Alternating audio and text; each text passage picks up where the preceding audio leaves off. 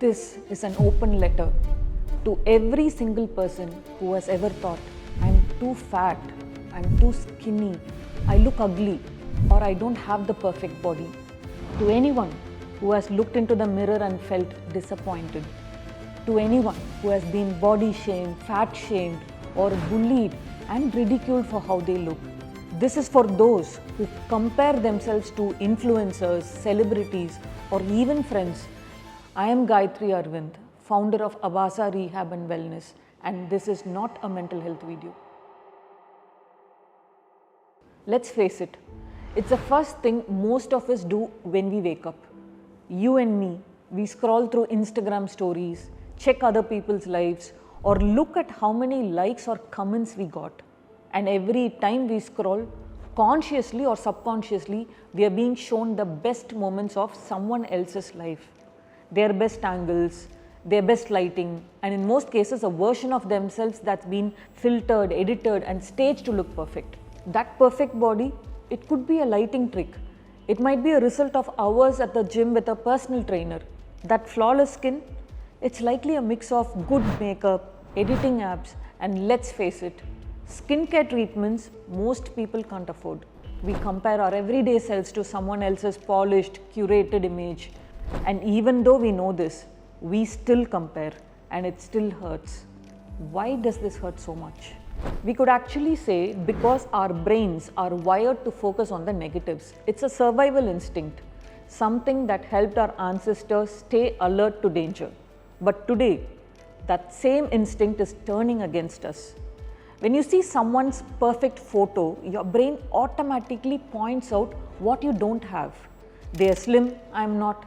They look confident, I don't. And they have flawless skin and mine is full of acne. Our brains magnify our insecurities while completely ignoring the fact that no one's life is perfect. I am asking you, look at the people we love, our friends, our family. What do you love about them? Their resilience, their humility, kindness, authenticity, laughter and values, right? So when we love someone for their inner beauty, everything else seems to fade away, like their looks, weight, skin color.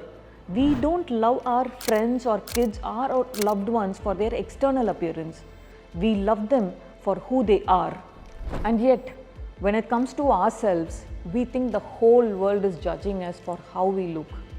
Yes, presentation matters. Who said it doesn't?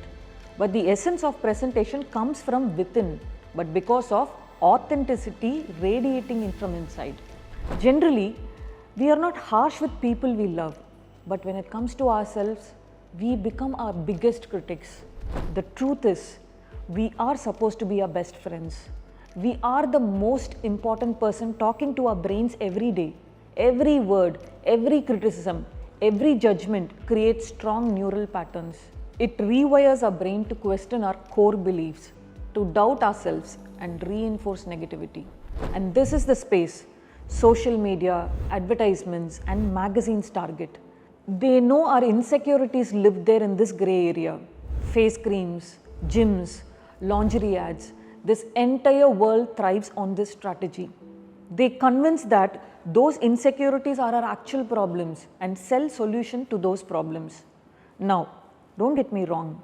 I'm not saying we should not use these products. Of course we can and sometimes we should.